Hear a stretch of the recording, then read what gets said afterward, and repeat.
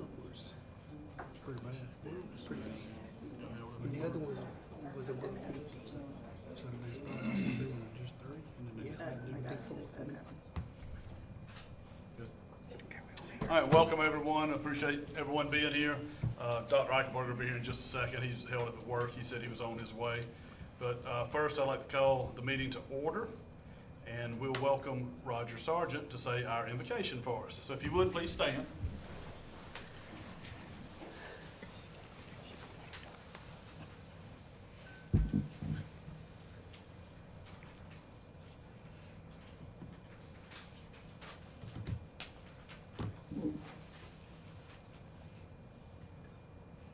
Dear God, we thank you for this day and for all of your blessings. Thank you for everyone here, and please bless this meeting tonight. Thank you for sending us your Son. In Jesus' name I pray. Amen.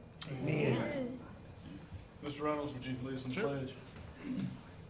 I pledge allegiance to the flag of the United States of America and to the republic for which it stands, one nation, under God, indivisible, with liberty and justice for all.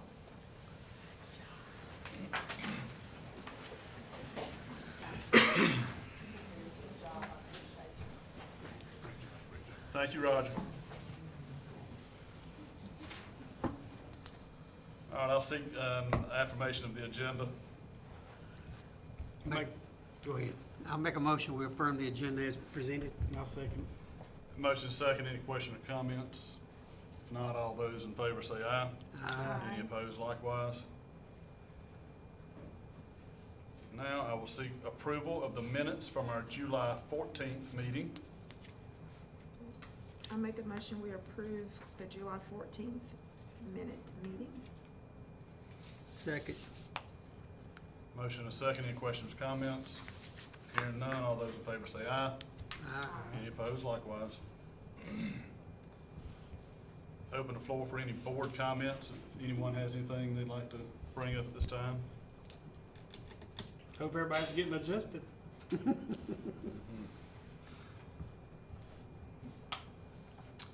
right, I don't believe we had any public comments signed up for, so we'll move into the Heart of the Wildcat recipient. And we're recognizing 96 primary today, Ms. Weeks.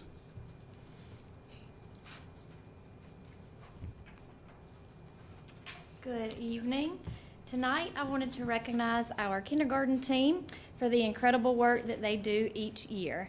Miss Jennifer Bird, Miss Hannah Duntman, Miss Leslie Lemons, and Miss Anna Pay. If you will all come forward, please. I chose to recognize them as a team tonight because they always go above and beyond the daily tasks of a teacher. Academically, our kindergarten students consistently perform at an exceptional level, outperforming the nation and state every year. And going back, I think we can say that every year that we have done our I-Ready assessment, they have outperformed both the nation and the state's average. This past year, they scored 10+ percentage points above both the state and national average when comparing the I-Ready assessments. They listen and take in any suggestions that myself or the instructional team gives them, and they work together to not only make improvements, but to do everything they can to see growth and success in their students. Additionally, this year, they have created an initiative to help our students with social and emotional skills. They have noticed year after year that many of our students who are not a part of our K-4 program begin school with us needing additional support with social skills like sharing, building friendships, communication, and problem solving. They also need assistance with emotional regulation and understanding what they are feeling, how to help themselves when feeling this way. Rather than waiting for someone else to solve the problem, they took action by intentionally creating a purposeful play space and lessons designed to build those skills. We worked together to schedule a time in the day that did not interfere with instructional time. Classes are able to work together during the time focusing on these type of skills. My stipulations to them were, it must be purposeful, it must achieve a goal that all of our students need, it must be a part of their lesson plans each week with an intentional skill, and it must not take away from the instructional time that the State Department sets. These ladies work together to make all of that happen and more. It has been a successful part of the day for our kindergarten students already this year, and something that they look forward to daily. And on a personal note, seeing some of those classic games come back, like Red Light, Green Light, Red Rover, Simon Says, Kitchen Centers, Lego Stations, and more in kindergarten, I think has made all of our hearts happy. These teachers' commitment to meeting students' needs extends beyond social emotional growth.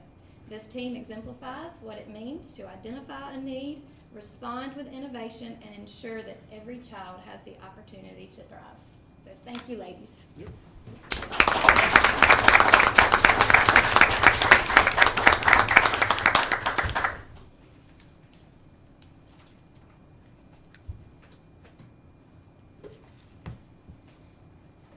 All right, let's wait if you'll join them for photos.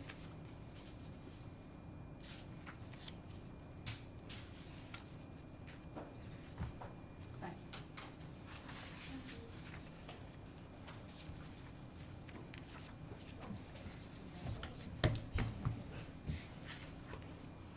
All right, next is our superintendent's report.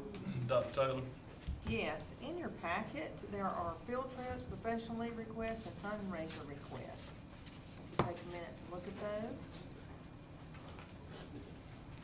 We do not have any overnight field trips this month, but anticipate some in the near future.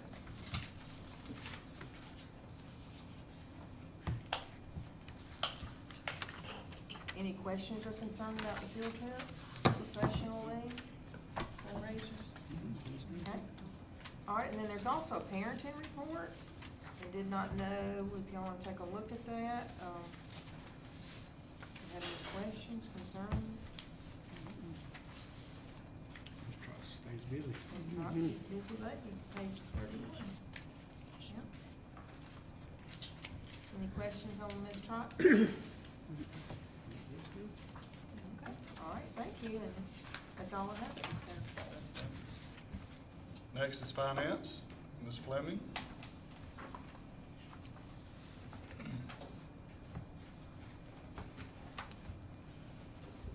Good evening.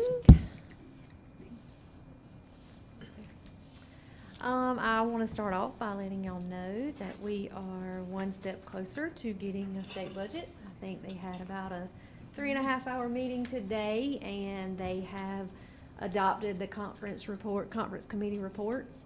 So now that will move on. The big thing that they did change, not really a change, but the report passed that contained, that will have an impact against us, is the homestead exemption. They did raise that from $50,000 to $75,000. The initial request was for that to jump to $150,000, so they did compromise, and it only increased to $75,000. So the bill now goes on to the Speaker of the House and the President of the Senate, and once they agree, it will go to the governor's desk for his review, and hopefully we'll have a state budget soon. So just a quick update on that. Yeah, we're only 2 months late, but we're getting there. We're getting there. In your board packet, you will see July is not a very busy month for us. That's when things are just kicking off and getting started, but our revenue so far to date this year through July 31st is a little over $512,000, as well as our expenditures are about $477,000 for the month of July. That is mainly just our first payroll for all of our administrators, and then our startup costs for our yearly subscriptions to all of our instructional programs and things that we do, as well as the Bud Group, lawn care maintenance, things like that. So nothing out of the ordinary so far this year. Looking at the 5-year comparison, you see that our revenue is, of course, down a little bit from where we were this time last year, but we did anticipate that. Expenditures up just a little bit from this time last year, but again, that takes into consideration the raises that we granted for this year and the additional small increases in our contracts. So nothing out of the ordinary there. Any questions on those reports? Just one question, with any raises or bonuses, they're Are they divided evenly over all checks? Or They are. Okay. Mhm.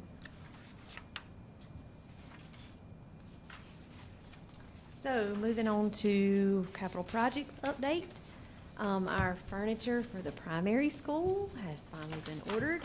Ms. Weeks picked out some colors the end of last week, and we did get that ordered, so the teachers will be receiving cubbies in each of the classrooms with some containers for storage, as well as a teacher desk, a small teacher desk that they requested, and a small filing cabinet.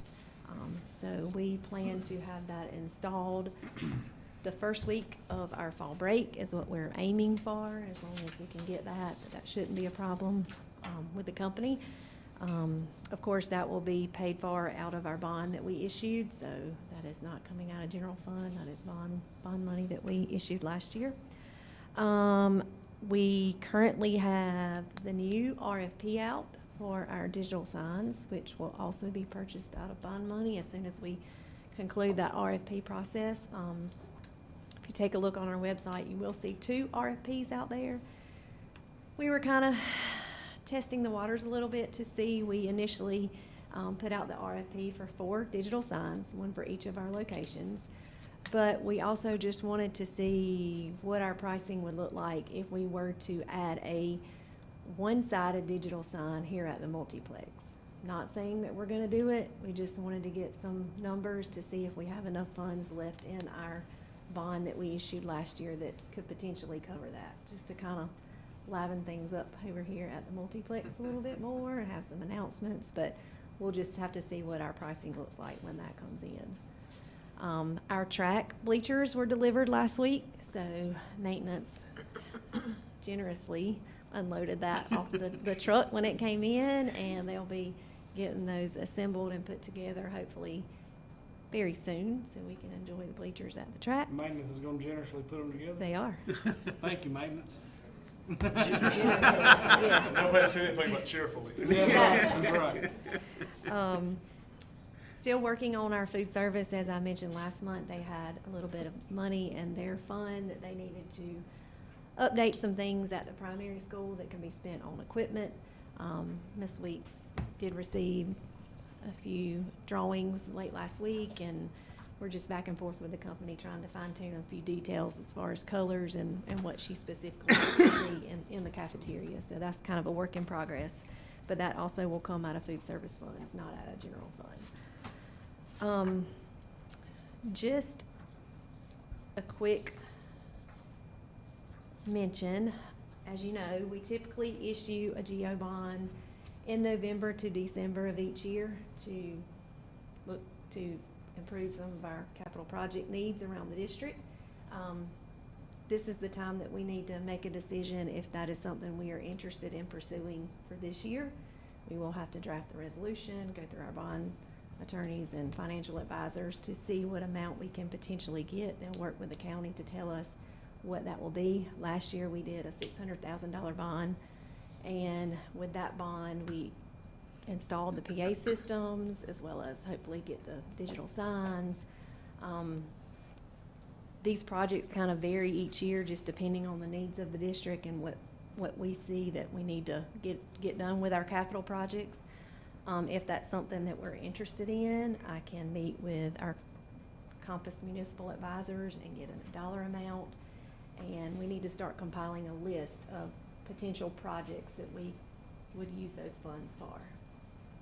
Is that something we would like to look into for this year as well? So I don't understand those. So how does that work? Obviously, we get this bond, and is it? I mean, how is it repaid, or how is it funded, or? It's based off our debt service millage that the county. So really, our debt service that we have with the county that's paid through taxes with your county. So it will just be part of our debt service plan that we repay. If we don't ask for it, do we lose it? No. Some districts tend to wait and do one larger bond after a couple years, or in recent years, we have decided to do smaller increments and do a bond each year. It's just really the preference of the district as to if there is a major issue, a capital project that we need to get done sooner rather than later, and we don't have the funds in our general operating budget to get that done, then the wise thing would be to issue the bond to get the project done sooner. I do know that we've kind of identified possibly some things at the stadium, some safety concerns that we've talked about recently, that we may need to put on our capital projects list. As well as we do have a few things on our list that we've just not been able to accomplish with the bond money that we've received. We've talked about lighting at each of the schools. We have talked about, I know generators has been a hot topic for a couple years, and that's been some issue as far as finding a large enough generator for what we need. And we have not fulfilled that just yet, so that is still on our capital projects. Of course, school security is always on our capital project needs. There's always some room for improvement in our security things, and those tend to be very costly. So that is, with a bond, that is something that we can do. What's go ahead. Well, I was simply gonna say, you try to stay ahead of things, and you try to not let things get backed up where you have to do a lot at once and request a larger Correct. bond. So if there are things that we are justifiably needed, I would think we would want to try to continue to do something each year to stay ahead of it. That's right. Go ahead, Jay, you had I was just gonna ask, what's the recommendation from staff? Well, we have looked at the stadium, and, we added, we did the multiplex. We didn't really do anything about the entrance, and that's a concern, a safety concern. And so we were thinking about doing a 10-foot sidewalk kind of walkway where you could even drive the golf cart over it, where you come into the double gates and you go right for our side, and then you go left and you go at least taper down that hill, so that the away stands would have, maybe not go all the way depending on what the additional cost would be, but to go that direction. And then the band has requested the area that is closest to coming down the hill where the scoreboard is, closest to the track, come through those double gates all the way at the end, come down and have a pad to park the EMS, and then they would have a walkway for a 10-foot, I think is what they said, maybe 12, but 10 feet path that they could go down the hill with. And again, just safety. I think it would improve the look of the stadium, also the movement and the freedom. It wouldn't be a full circle around the stadium, but it would give us some walkways and paths to get to where we need. We also have the primary school playground on our capital projects list. That's one thing that they've talked about, needing some upgrades to that playground due to some safety concerns. That's been on our list, as well as the retractable wall at the middle school, high school, and the cafeteria. I think there's some concerns there. It tends to be very aggravating when it jumps off track, and I think that tends to happen more times than not every time they push that wall in the cafeteria back and forth. We have had it repaired one time, I believe, and I think it was costly then. Seems like every year it costs more. Yeah. So being proactive Exactly. is very important. So to answer your question, yes, I would think it was something we would want to pursue. Okay. I guess we need to get specifics, but yes, I would think. Okay. we'd look into it. I'll talk with the Compass, our municipal financial advisors, and see what they suggest the bond amount to be, and then we'll get a resolution either in the November or December meeting to proceed with that bond. Any other questions on finance? Yeah. Well, you mentioned the possible digital marquee for the multiplex. You Mhm. said one-sided.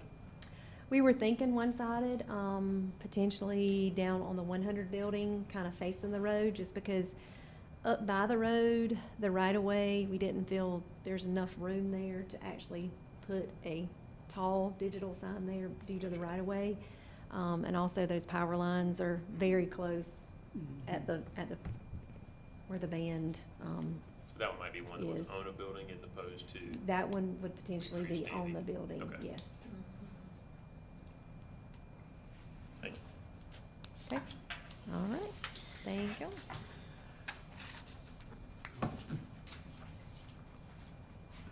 And Officer Boudreaux for our safety report.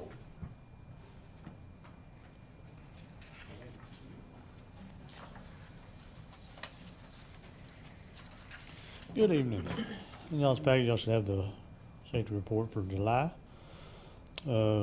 Primary school had 2, property check and information report. Elementary school had 2, property check and information report. Middle school had 1 or 2 property checks.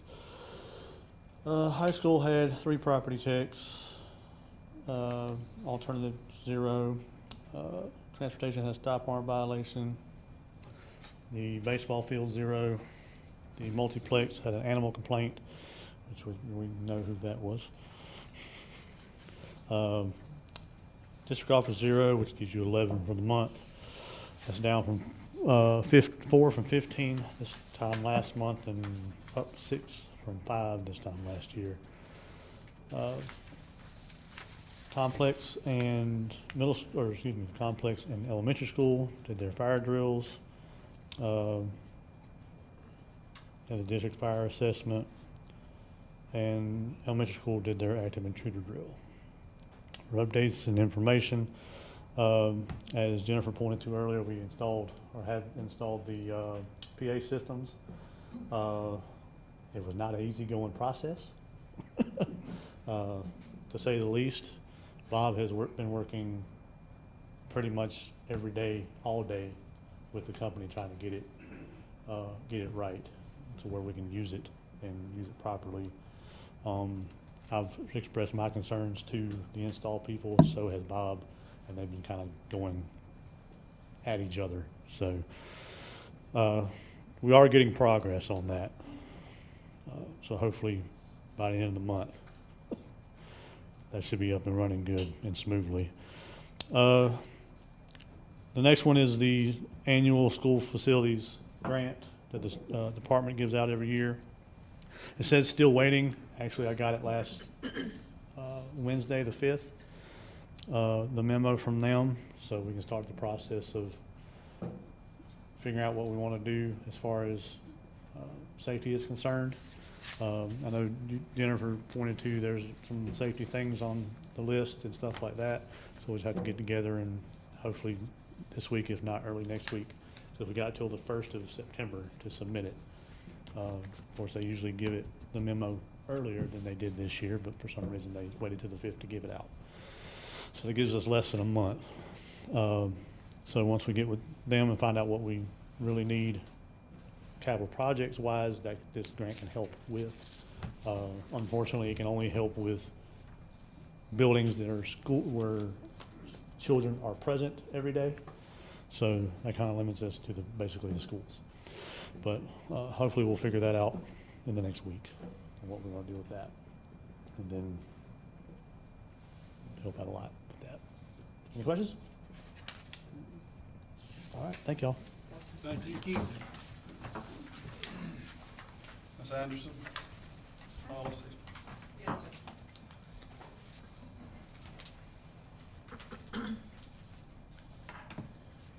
All right, good evening. Hope everyone's doing well tonight. I bring you 2 categories of policies tonight for the first reading. District wellness is one category and religious policies is the other category. If you take a look at page 51 in your board packet, you'll see the email from the South Carolina School Boards Association introducing the updates to policy ADF, which is district wellness. The new model policy was created in collaboration with the South Carolina Department of Ed and reflects the current federal and state requirements. The current district wellness policy ADF is on page 53 in your board packet. And page 62 of the board packet is the new model policy ADF. The green highlights on pages 62 through 65 highlight the changes in the current policy. The changes on page 63 in the green highlights address the district setting standards for foods made available but not sold during the school day on school campuses, and highlight the number of fundraisers exemptions for nutritional requirements is 30 one-day in length school fundraisers per campus. And that's a change from the previous policy. Page 63 begins the narrative concerning schools creating opportunities for unstructured play, such as brain or screen breaks, independent play, play clubs, and all of these efforts are to support physical, social, and academic development with an emphasis on digital wellness, which limits screen time and emphasizes healthy screen habits leading to increased physical activity. The bottom of page 64 and the top of page 65 discuss balances in the use of digital devices and the overall well-being of students. The South Carolina phone-free school day regulation is referenced, as well as the creation of phone-free zones and educating students on the risk of excessive screen time with an emphasis on promoting healthy screen time alternatives. So those are the differences, the main differences between the policy that we have now to the proposed policy. Any questions about that one before I move on? Okay. All right, now we're going to move into the religious policies. Page 69 of your board packet contains a South Carolina Department of Education memo from Todd Atwater, who is Deputy Superintendent General Counsel to the South Carolina Department of Ed. The memo is dated February 24, 2026. This memo addresses the importance of school districts bringing their religious policies in line with the February 2026 United States Department of Education guidance on constitutionally protected prayer and religious expression federal guidelines. Pages 70 and 71 of the board packet memo addresses in detail the federal mandates concerning protected prayer and religious expression. This memo led me to examine our current religious policies, and some of them were adopted almost 10 years ago. So that prompted me to call the South Carolina School Boards Association to have them send us the most updated policies, because there is a financial penalty for not having this done and updated by October the 1st. So on page 72 in your packet and 73, you'll see the email that I sent to South Carolina School Boards Association addressing the policies. And please note on that email that our current policy, IMDC, is archived. That means it no longer meets the federal and state law, and has now been rewritten as policy IHAL. Also, please note Administrative Rule JJAB has been archived as well. Due to these changes, I bring to you tonight for first reading policy IHAL, religious instruction, policy JJAB, limited open forum, policy JHCB, release time for religious instruction, and Administrative Rule JHCBR, release time for religious instruction. Now, I'm not going to read all of this to you on all these pages, but I do want to point out some highlights of each policy. I know you have them in your board packets, but folks out here don't have board packets, so for the record and for the index journal and for all the other people that are involved in these discussions, I would like to go on record as to what the changes are. Policy IHAL on page 74 highlights the following points. Religious instruction in the context of history, literature, art, music, and other core subjects are encouraged. The district does not promote any specific religion or religion in general. The district will not interfere with the student's religious beliefs or expression. And this policy outlines in the middle section how student absences for religious holidays will be treated. The bottom half of the policy addresses religious symbols associated with religious holidays and school-sponsored religious programs. So that's a highlight in a nutshell of what's in that new policy. Okay? Policy JJAB, limited open forum highlights. Just want to highlight a couple points for you. This policy addresses allowing non-school sponsored student groups to meet for religious, political, or philosophical purposes on school campuses. It discusses equal access and discrimination through denial of access. It talks about meetings that can be held before and after school or during lunch hours. And it also gives you the criteria for approving student use of facilities to conduct a limited forum open meeting in the middle of the page for your reading. School staff members are allowed to maintain order and discipline when needing during these group meetings, but the limited open forum policy does not apply to elementary school students. And then there are contacts on the back of the policy that are listed when there are discrimination complaints that need to be made, who those complaints should be given to. All right, I'm gonna slow down and pause before I go into the last piece. Are there any questions so far? Okay, policy JHCB, release time for religious instruction. Some highlights of that, this policy deals with releases for K-4 through 12th grade students at the written request of their parent legal guardian to attend religious instruction for a portion of their school day. The release can only occur on non-instructional times during the day, and the parent is responsible for transportation to and from the place of instruction. And religious instruction must take place away from the district property at a separate location. Also, in addition to that, no public funds will be used to support a religious district release activity, and staff members may not be instructors for this program and may not promote the program's attendance. The bottom of that policy talks about credit, that high school credit that can be given for off-campus released in religious instruction, and the process for doing that. Then lastly, you have the administrative rule, which is the nuts and bolts of policy JCHB. This rule provides how much time specifically can be allowed for off-campus religious instruction. It quotes the time there. It also, I reiterate, it requires the parent's guardian or permission to participate. And it sets a requirement that the institution providing the religious instruction must keep attendance records that the school can access to see where these folks are going. And it outlines in the middle of that administrative rule the components of the parent request to and for students to attend off-campus religious activities. At the bottom, it's kind of like the first of the policy that precedes that, talks about the process for how you get credit, high school credit, for these types of activities, and how that develops and who it comes from for approval.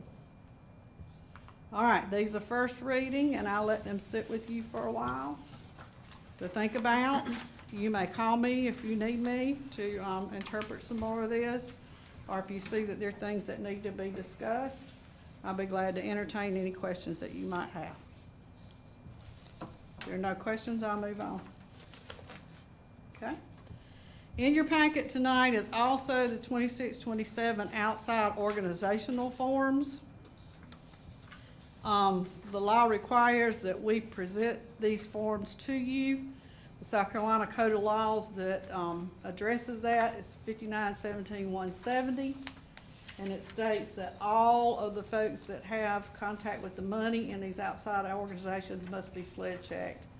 So on the forms, you can see if they circle yes, that meant they had to bring their driver's license to us, and we had to perform sled checks on those, which we have done with Fidelity. Also in your packet is a spending plan for each organization and a balance just for you to have some information about how they might be spending their funds for the upcoming year. For the record, we checked 96 primary PTO, 96 elementary PTO, 96 athletic booster club, and 96 band boosters. Middle school does not have any parent outside organizations currently, so we checked them all. And so they're good to go. And that's something that we have to report to you each year about this time of year. Any questions about those documents? All right. Mr. Chairman, that concludes my part of the presentation. Thank you. Mr. Schofield has a Cognia update for us. Yes. We love the word Cognia in the DO this week. Cognia has decided that they wanted to change the platform that they use, and so everything that we had done to the platform before 2 days ago was null and void. So we had to start over in essence and creating and inviting new users in. That didn't affect anything that the teams were doing. The teams have already had their initial meetings. Some of them have already had 2 meetings. They have got the plan for how they're going to gather evidence. They're having their next meeting on Friday, as we have a new leadership meeting, not this Friday, next Friday, the 21st, as we talk about some things as a group, mission, vision, and we're also, like I said, each one of the groups is having their own team meeting during that day. At that point, they're really going to start dumping some evidence in there. Dr. Taylor, actually, for the last 2 days straight, has been working on trying to get access to Elliott, the observation tool. So we tried to go do a couple of sample ones today. I think we're actually going to be able to get that done tomorrow, and then we can push it out for everybody to start their observations. So we are definitely on track. If Cognia would stop changing what they're doing, it would help us out tremendously, because then we wouldn't have to keep starting over. But we're on track. Everything's moving forward with accreditation. Like I said, we're really going to start dumping a lot of evidence in there, sorting it, making sure that we have everything covered so that we can put our ratings down and just show off what we already know, how good of a district we are. Cognia is going to come to that conclusion as well. So no doubts or fears or apprehension about anything that we're doing so far with Cognia. It's working well. Do you have any questions? So the meeting on the 21st. It is. So it's, you know, there's a session that I guess just talks about it, and then there's your strategic plan. Well, there's it's kind of, the day is kind of a twofold. So we're starting with some Cognia work for the first morning session until roughly 11, from about 9 to 11, with working with it, and then we're working on the strategic plan, which we have to update throughout this school year. It goes into effect for 27-28. It just so happens that because of the day, the 21st, we have this PD day. Kathy and I have been talking really for better parts of a year of trying to align and make sure that we have some time, because a lot of the stakeholders that we use for the same thing, and there's no need to ask people to come back multiple times. So we're having a combined work session day. We're going to be in this room. There'll probably be about 40 to 50 of us in here, getting the new goals for the schools based off and updating based off of what we've been doing test score wise, and updating those and based on some needs that we have for specific smaller areas that we need to improve. You know, we may be doing fantastic with 90%, but we may be lacking in one subgroup.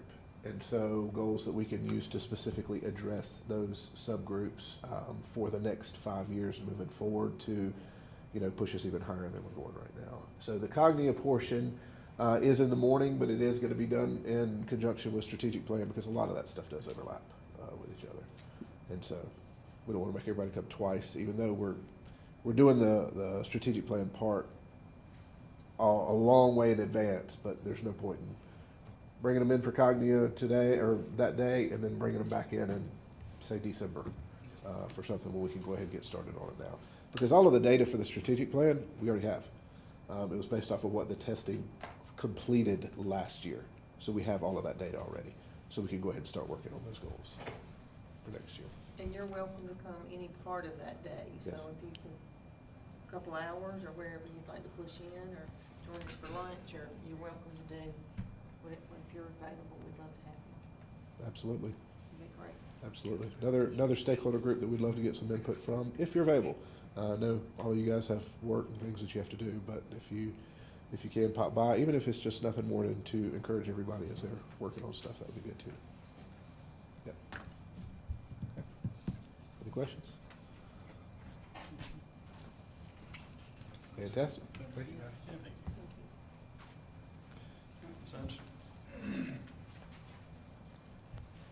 Just have a brief update on personnel for you.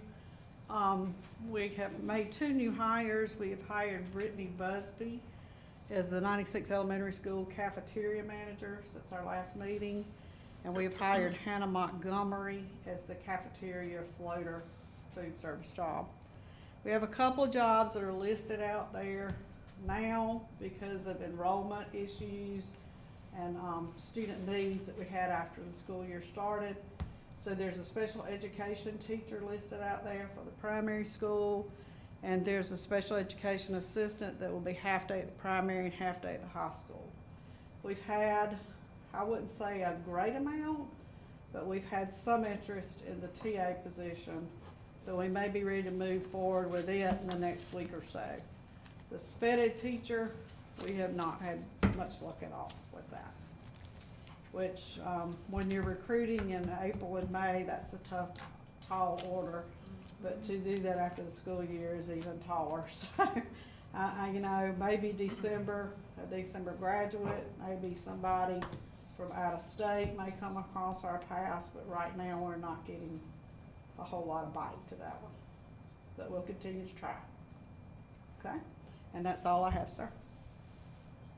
Good, thank you. Yes, sir. All right, if no one else has anything, we'll entertain a motion to adjourn. Motion? Second. Questions, comments? All in favor? Thank y'all. We need to take a picture. Y'all can just. How